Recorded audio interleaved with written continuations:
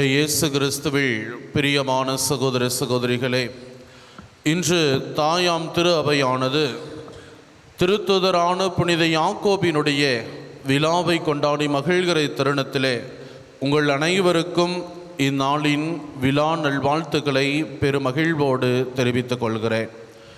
இயேசுவின் 12 திருத்தூதர்களிலே 3 பேர் முக்கியமானவர்களாக power house போல எப்பொழுதுமே இருந்தார்கள்.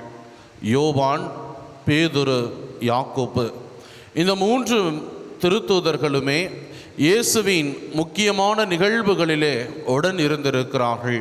அவர் தோற்ற மாற்றத்தின் போதும் சரி, யாயிரின் மகளுக்கு உயிர் கொடுக்கிற பொழுதும் சரி, மேலுமாய் அவர் கெத்சமனியிலே இரத்த வேர்வை வியக்கிற பொழுதும் சரி, இந்த 3 நிகழ்வு நடக்கிற நேரங்களிலே இவர்கள் உடன் இருந்திருக்கிறார்கள். இவர்களிலே புனித யாக்கோபு முதலிலே இரத்தம் சிந்தி கிறிஸ்துவுக்காக தன் உயிரை கொடுத்தவர். இந்த நிலையிலே இன்று அவருடைய விழாவை கொண்டாடுகிற உங்களுக்கும் எனக்கும் இன்றைய நாளின் இறை வார்த்தை வழிபாடு 2 வாழ்வியல் பாடங்களை அவரிடமிருந்து நமக்கு கற்றுக் கொடுக்கிறது.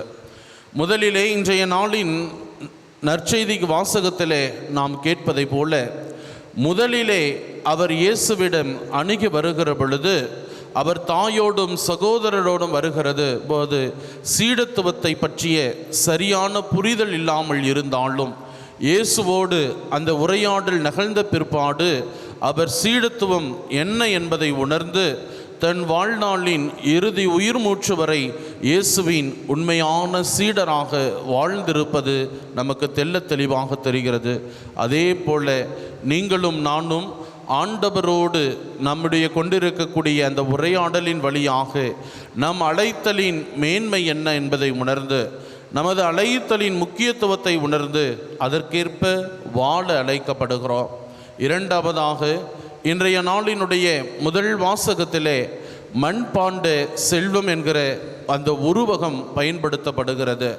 இந்த உருவகத்தை நாம் புரிந்து கொள்ள வேண்டுமென்றால் பவுலடியார் காலத்திலே நிலவிய அந்த சூழ்நிலையும் அந்த கலாச்சாரத்தையும் நாம் தெரிந்து கொள்ள வேண்டும்.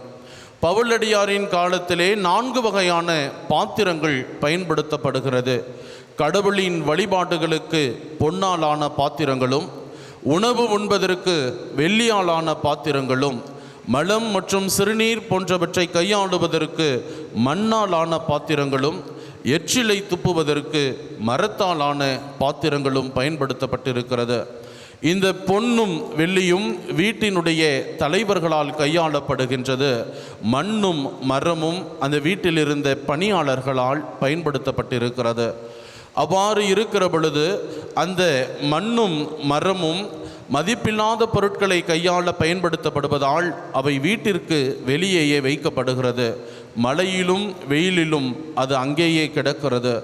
இந்த ஒரு நிலையை தான் பவுலடியார் தன்னுடைய வாழ்விலே ஒப்பிட்டு பார்க்கிறார்.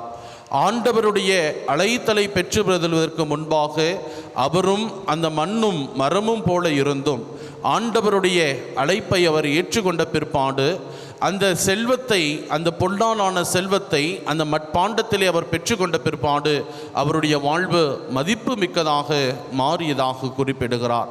இதே நிலைதான் யாக்கோபினுடைய வாழ்விலும் நம்மால் ஒப்பிட்டு பார்க்கப்படுகிறது. முதலிலே அவர் கடற்கரையிலே அமர்ந்து வலைகளை அலசி கொண்டிருக்கிற பொழுதும் சரி, அவர் இயேசுவால் அழைக்கப்பட்ட பிற்பாடு அவர் அந்த பொன்னில் உள்ள அந்த செல்வம் போல அவர் மாறுகிறார்.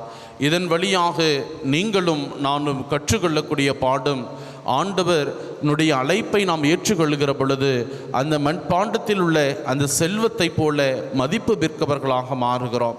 இவ்வளவு நாட்களாக மதிப்பில்லாமல் வெளியில் வைக்கப்பட்டிருந்த மட்பாண்டம் செல்வத்தை பெற்றுக்கொண்ட பிற்பாடு அது வீட்டினுள்ளே சென்று பாதுகாக்கப்படுகிறதை போல ஆண்டவருடைய அழைத்தலை பெற்றுக்கொள்ளக்கூடிய நீங்களும் நானும் மதிப்புக்குள்ளவராக மற்றவர்களால் உயர்ந்த நிலையிலே பார்க்கப்படுவராக மாறுகிறோம். ஆண்டவரின் அழைத்தலை ஏற்றுக்கொண்டவர்களாய் புனித யாக்கோப்பை போல நாமும் மனதிடமும் தைரியமும் ஆண்டவரிலே வழிகளிலே தொடர்ந்து பின்பற்றுகிற மக்களாக வாழ வரம் வேண்டி ஜெபிப்போம். ஆமேன்.